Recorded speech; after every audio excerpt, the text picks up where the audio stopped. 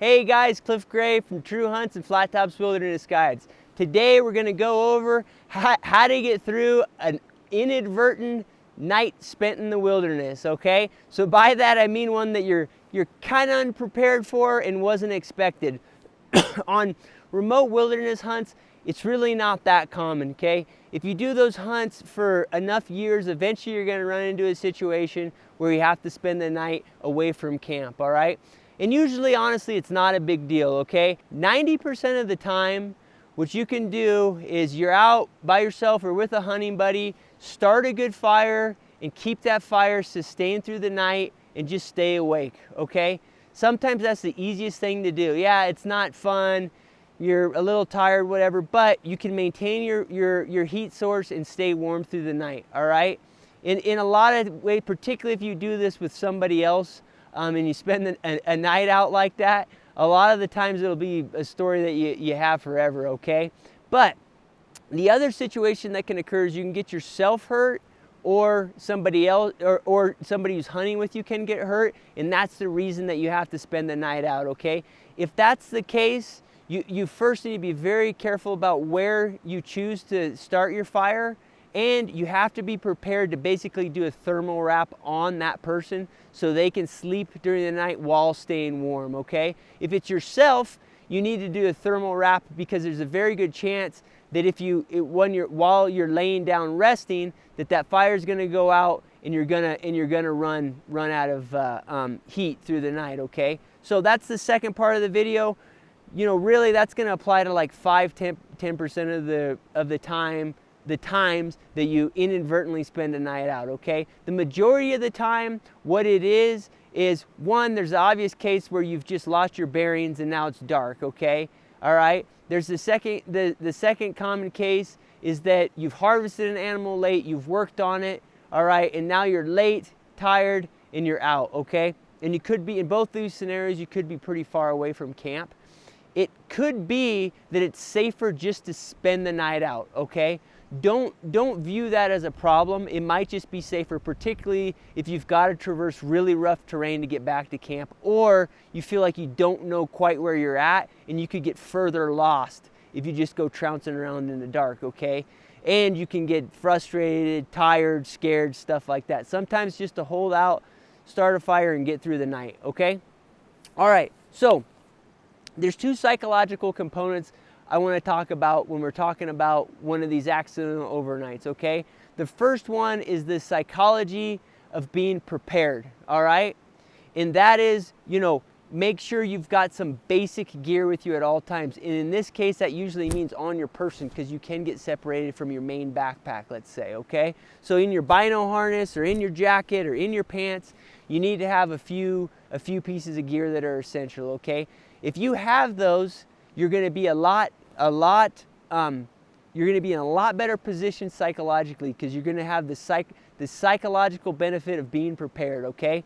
The other psychological component I want to talk about is the psychology of being confident to execute, okay? That's a huge one in this case, okay? Because what it does is every choice you make and the results are path dependent, okay? If you decide, hey, I'm not actually that confident in starting a fire to heat us in these conditions, so let's traverse, those crazy cliffs back to camp in the dark, okay? All right? That's a poor decision that leads you down a path that could result in even poorer outcome, okay? However, if you have the confidence to execute, okay, in any conditions, then you're going to be able to choose the right decision, okay? I can tell you, a lot of you are probably laughing like, well, I can start a fire, I always carry a lighter, whatever. I can almost promise you that in particularly the fall hunting conditions in most western states, you can take guys with 3 or 4 years of experience in the mountains or even more, and if you hand them a lighter and you say, hey, go ahead and start a fire, in most of the conditions we face, they won't be able to do it, okay? And the reason is they don't get reps in and they don't practice, okay? So you need to get out, you need to practice, and you need to learn how to start a fire in the field. I know it sounds so petty, but you go out and practice and you'll figure out pretty quick that you're probably not as good at it as you think, okay? Okay, so first, the psychology of being prepared. We're basically talking about gear that you need on you at all times. All right, so first you need an ignition source for a fire at all times. Okay, you could carry one of these fancy dancy survival kind of flint and steel type of setups. Okay, that's an ignition source. Or you can carry a Bic lighter, which is my kind of go-to because I can buy a bunch of them and throw them in all my packs and in jackets. Okay, on the ignition source, the best thing is to have it on you. Okay, so in your jacket or in your pants or whatever. The second thing, on this same deal, you should have it on you at all times, is some sort of reliable tinder. Okay, a reliable, good tinder for the outdoors is one that burns hot and it burns for a sustained amount of time. Okay, if you have those two criteria, it's a lot easier to start a fire, even if the conditions are bad, even if your kindling and fuel wood is marginal. If you have good tinder, then you'll be okay. If you have marginal tinder, okay, you're going to have to rely on very good kindling and very good fuel source wood. Okay, this is my go-to. What this is a homemade one. This is an egg carton. I put dryer lint in there and then I pour wax on it, and I can tear these off, okay, as single-use little tinder blocks, and I can carry these in my chest binoculars, my jacket, whatever. Okay, this burns for 5-6 minutes, up to 10 minutes. Some of them just kind of depends on what mix I have in there, and it burns hot. It's very easy to start a fire on that. Okay, here's a commercially available one. This is called Pyro Putty. Okay, I don't know the ingredients, but I can tell you it works very similar to the do-it-yourself option I just showed you. There's kind of a intermediary fuel source in there, okay, and then it's got a wax or some other sort of material that extends the burn and kind of is also itself a little bit of a fuel source. Okay, so you get a hot burn and you get some longevity out of it. Here's another commercial one. Military guys will have used this mostly, and that's S-bit. Okay, it's very similar. The only thing about it is it doesn't burn quite as hot as those other or those other tinder sources, but it comes in these nice little packets. Doesn't take any work to use. It's clean to use. It's single use. Okay, so that this stuff's an awesome option. One downside too is it kind of smells. To me, it kind of smells like fish almost. Okay, so those are your ignition sources, and then tinders. Okay, I personally think you should always have both of those on your person. All right, usually the one that people forget or choose not to bring with them is the tinders, because they think that they can reliably get it from the wild. So first of all, your best tinder source is always one you bring with you. Okay, even if you know how to find a good tinder source out there in the wild, okay, generally these commercial and do-it-yourself options, the ones you have on you and you know how to use best, are going to be the most reliable for you. All right, however, if you are going to rely on natural tinder, which you shouldn't, but let's just say that you inadvertently are now relying on natural tinders, i.e. you didn't bring any with you because you had a huge brain fart, but let's just assume that's the situation you're in. I'm going to show you a few that are pretty common in the western states.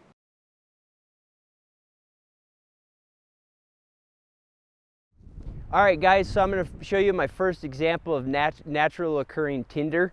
This is particularly common in the western states, and that's a cedar. Okay, this right here behind me, right there framed up, that's a cedar tree. Okay, and there's a lot of different variations, but this is more like the variations you need to find in order to create some tinder. And that they're pretty large. They have pretty large diameter trunks on them. There's a lot of smaller variations of cedar that doesn't have as good a bark. So here's the actual leaf, or if you want to call it a needle, but it's flat and it's soft. Okay, and these are called junipers in some areas. Kind of more common term for them is cedars. Okay, so this is what the bark looks like right here, and you'll see it on the trunks of the trees. It usually has a little texture. It's really easy to peel off in chunks, and it naturally looks like a kindling. Okay, not necessarily a tinder, because it won't burn. It won't just burn if you try to light it. Okay, if you try to light it like this, well, it won't burn. Okay, what you have to do to make it a kindling, or excuse me, make it tinder instead of kindling, you can just go ahead and shave up some small pieces of it here. And the wetter it is, and a lot of times just depending on where you find it, the wetter it is, the more you got to get those little pieces shaved up. Okay, and then what I do on it is you can just kind of scrunch it up here. Is you can leave it on the stick if you want, and that'll give you kind of a holder for the tinder that you've created, and then you can set it into the fire that way. So I'll try to show the camera here. Now that you've got some stuff, it'll actually burn for you. Okay, you can see it's holding a bit of flame. Hopefully you can in the wind. Okay, so get those pieces small and they'll burn for you, and that's a natural occurring tinder. All right guys, so another impromptu tinder that's usually accessible for hunters in particular is gunpowder. Okay, so I'll show you how to do this. Now you got to keep in mind something about gunpowder, and this goes back to what we were talking about with all tinders, and that's that you really want something that has sustained burn, and sustained hot burn is best. All you get from gunpowder is just a hot burn, but it's super quick, okay?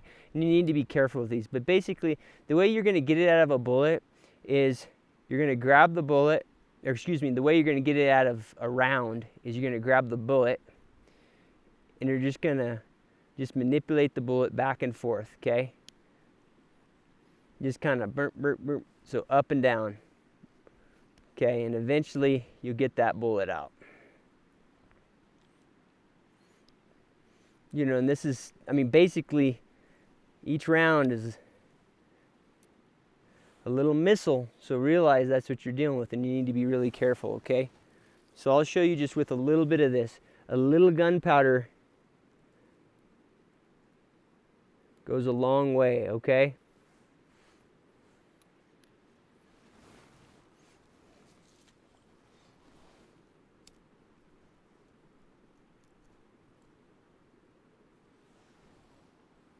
Okay, so you get just a quick hot burn.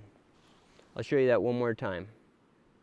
You can see, you know, so right there's probably about, it's probably 1/5 of the amount that's in one round of big game ammunition, okay? So you get a hot, quick burn, okay, out of that tinder. So there you go for that example. The good thing about it is you've always got it with you, all right? So realize that that's a good kind of backup impromptu tinder if you just happen to not prepare that day.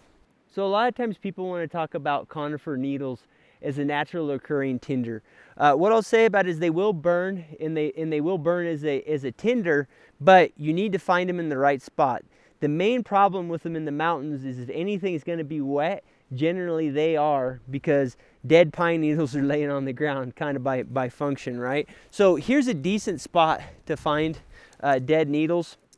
And what you have here is you have a big conifer, but it's not in stacked conifer habitat, right? So here you can see the sun is hitting this area, and that means these needles are going to be a lot drier.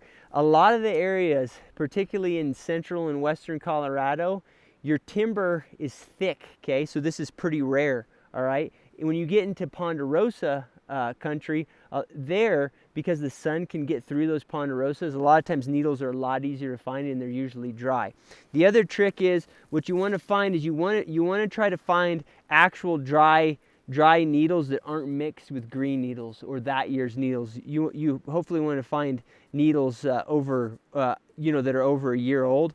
And the thing what you want to do is they stack up around these trees. So you don't just want to grab a handful of them, okay? Because you're picking up moist ones. What you want to do is you want to kind of just get the top layer of them, and you'll see they're pretty dry. Okay, I think you can probably look in there and see them there. And what you'll see is that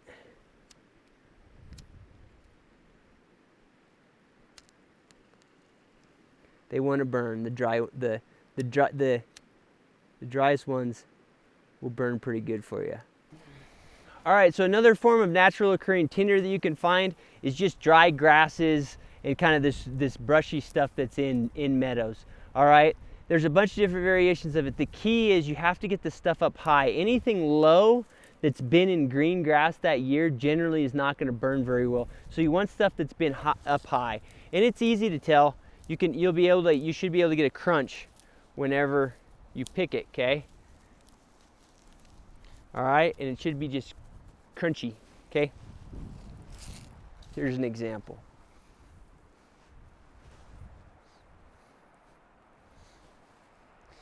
Again, kind of like gunpowder, these, you're going to get a good flame, but it goes out pretty quick. Okay, not a lot of sustained burn there.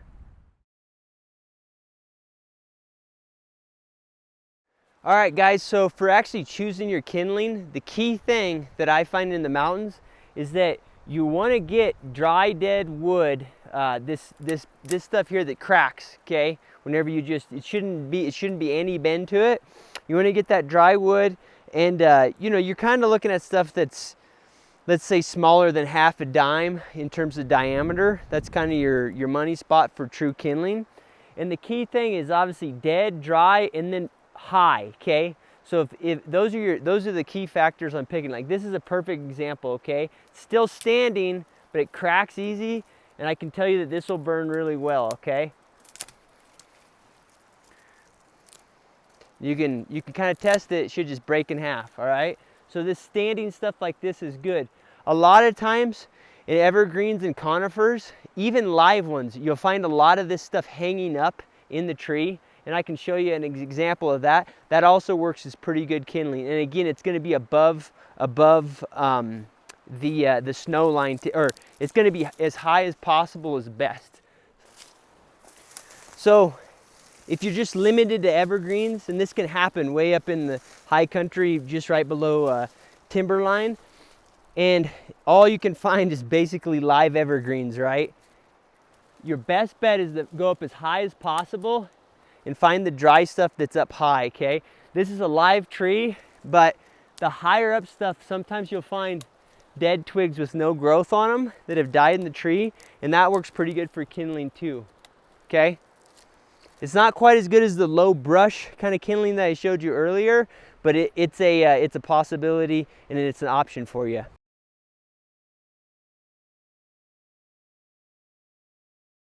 All right, guys, so your best impromptu actual fuel wood that you're gonna find up in the mountains is gonna be stuff like this. Okay, this is basically standing dead wood. Okay, that's gonna be your best bet up in the mountains. All right, and you can go from pieces that are about this big in diameter here.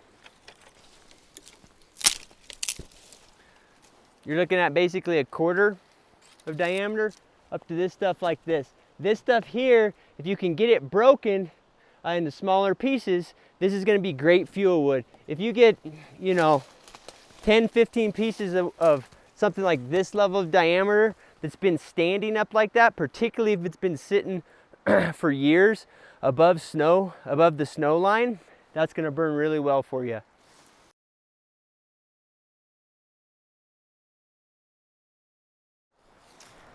All right, so when you're looking for a spot to put a fire, first, if it's just a normal routine fire, it doesn't really matter outside of the normal safety factors. Make sure there's not other brush around you can start on fire and create a forest fire, stuff like that. Outside of that, there's not a lot of specific reasons why you choose one spot over another for starting a fire. However, if it's a fire that you're building for safety reasons, like you've gotten stuck out for the night, you do want to be specific about how you choose a spot. Okay, I like to choose a spot like this, and there's two reasons, right? One, it's just easier to start a fire in a location like this because you have some wind barriers. Okay, the other thing is that it's a lot easier to bank a fire whenever you have like a rock wall like this, or some other structure that gives one side of the fire very good protection.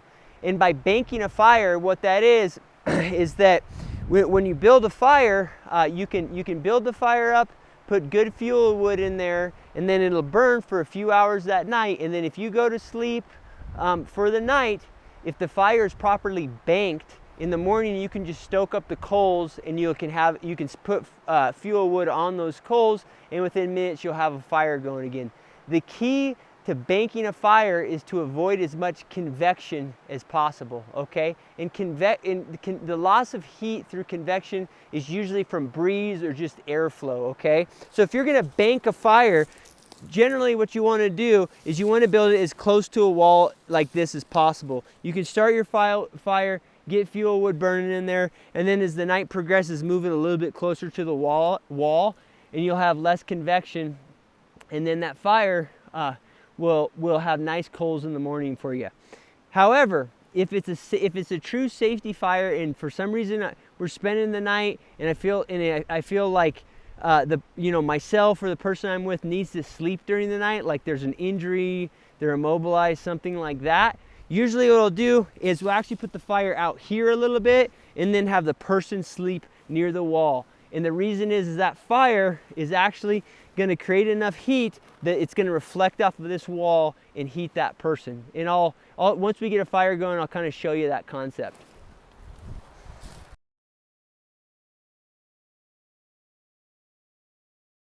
All right, guys, so now we're going to go over how to actually start a fire, okay? The methodology I use. Okay, the basics of a fire is you got to have air, heat, and fuel, okay? The one that people have the hardest time with in terms of actually starting the fire is the air, okay? Airflow is key, all right? You can't have too much, but you have to have some air, okay? So the methodology that I use to start the fire is going to show you how to control the air as you start the fire, okay? So I'm going to use, look at this, we got hail, okay? So if I can start this in the hail, that's good, right? I'm going to use my little dryer lint DIY fire starter here, okay? And then now next what I'm going to do is I'm going to use some natural kind of kindling layered on top of that, okay? This is the grass that I showed you. And when I lay it on here, I'm going to lay it in a way that I'm not going to scrunch it down in there, okay? It needs to have a little air, okay? All right?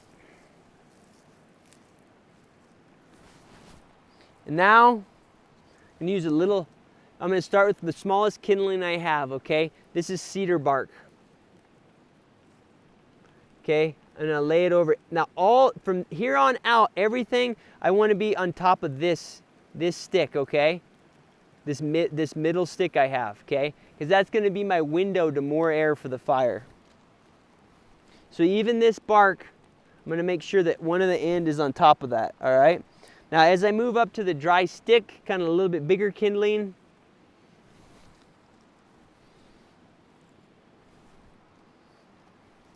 I'm going to have more overlap with that fuel wood. Okay, and then what I'm creating is I'm creating a tool here to introduce air to the fire as it starts, and at the same time this log right here is my first fuel source.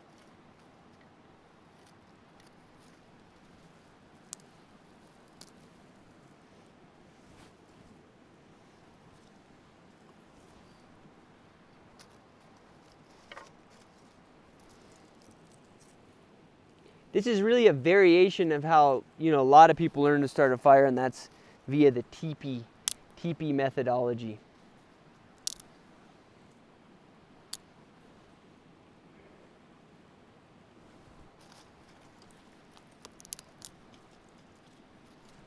Okay, so, and grab my lighter.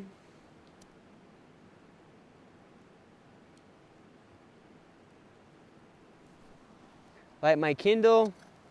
And you see that's gonna burn. And what I can do is I can lift that up, and it's gonna let more air in there. It's gonna make that fire burn a little bit hotter, okay? You can see the flame rising. All right, so once I have a really good flame going, I'm gonna just put one more chunk of fuel wood on top.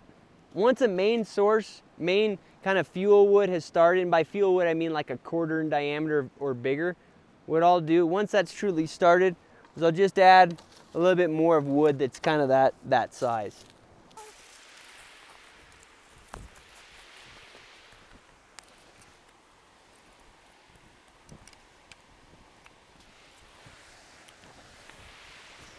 And what I can already feel here, guys, is I can already feel the reflective nature of that heat off of these rocks here, okay? Even though the fire's not that large, okay? So real quick, what I'm gonna show you guys how to do is how to do a thermal wrap.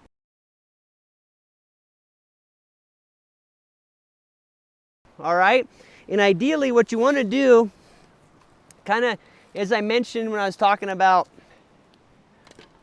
where to choose to put a fire, is you want to set the person between the rocks and the fire, okay? So in this situation, for the sake of the camera, I put the fire there in the middle. I could have started the fire slightly here and then the thermal wrap here.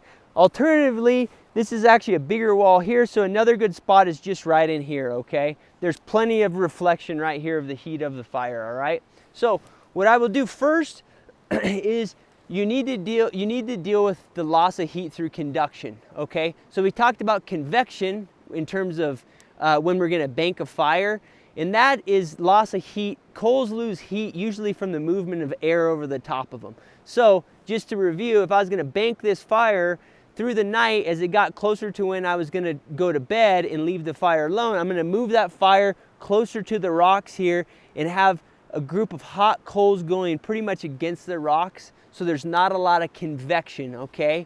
Because if there's not going to be a lot of air movement near the rocks, so those coals are going to keep the heat, and I'll be able to stir them up in the morning and get a fire going, okay?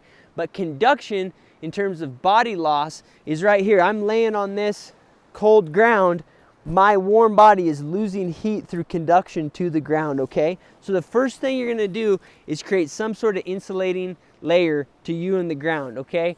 The obvious one they're going to show you in most survival classes is like a sleeping pad, something like that, or conifer boughs, okay? The reality is in this situation where you're going to spend a night out and you weren't planning on it, the conifer boughs are a massive pain in the ass, and generally if you're not carrying an axe, it's not going to be worth the gain, okay? On the sleeping pad, you're not going to have a sleeping pad with you. So what I recommend is put down any item that you're not going to end up wearing in the thermal wrap or using to thermal wrap somebody. Use that to stop the conduction, okay? The most obvious one would be like if you do have a backpack, like an empty backpack.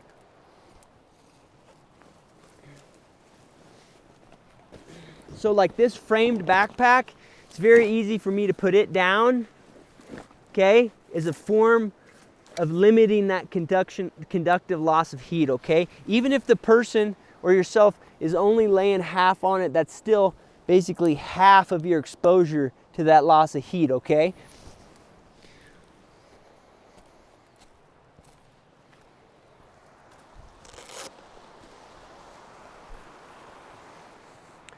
Something like a Crazy Creek. Some guys carry these for glassing off of. This is actually a great example of something that would work good, okay? So now I'm basically looking at insulation from the cold ground, okay? And right now I'm feeling, it's kind of amazing how much heat is coming off that fire this direction, and then I can feel it here off the rocks, okay? So that's a very good start to our thermal wrap. The next thing we're gonna do is basically layer up, okay? It's as simple as that. We don't need to, it's not a new concept. All right, the first layer that we're gonna use is some sort of layer that's not breathable, okay? So if you have a tarp, which of course you're not gonna have, right? You're not gonna have a tarp with you if you accidentally spent the night out, okay? At least not in the scenarios that we're talking about. But I'm gonna use a tarp as an example because it's gonna show you everything in a clean manner so you kind of see what's going on. But this could be the 55-gallon drum I was showing you, or it could be rain gear laid down, okay, or opened up, okay, so I could have my rain jacket, for instance.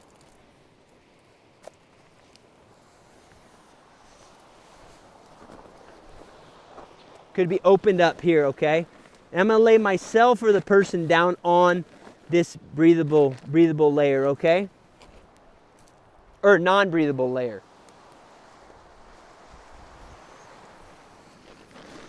All right, the next thing I'm gonna do is any insulating layers I have, I'm gonna put on or wrap over my chest, okay, like this, all right?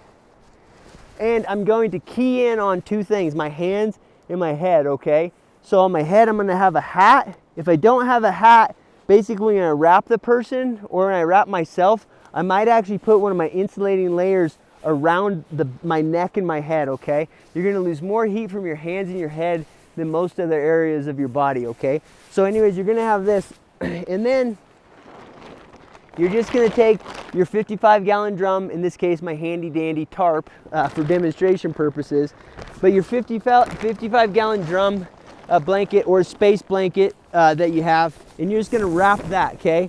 And what I find the best way to do this is to have the crease towards the fire, all right? And that's basically your thermal wrap. It's almost already unbearable to be in here, to be honest with you. And if you're doing it yourself, you kind of just gotta do your best to close it up, all right? If you're wrapping somebody else up, it's very easy to get them more burritoed in here, okay? But hopefully that kind of gives you the concept, all right? So guys, I hope this was helpful to you, and I hope it gives you a little bit more confidence for when that moment comes where you decide to spend a night out that you weren't expecting to, or you might have to in the case of an injury or something else that was unexpected. But just remember two things, guys. Focus on the psychology of being prepared and the psychology of being able to execute, okay? And that means make sure you have the right gear with you at all times. The few little things that I said you should have on your person at all times, make sure you have those on you. That's an ignition source and a good source of tinder. And then secondly, go out and get some reps in and make sure you feel confident doing this stuff. Hope that helps, guys.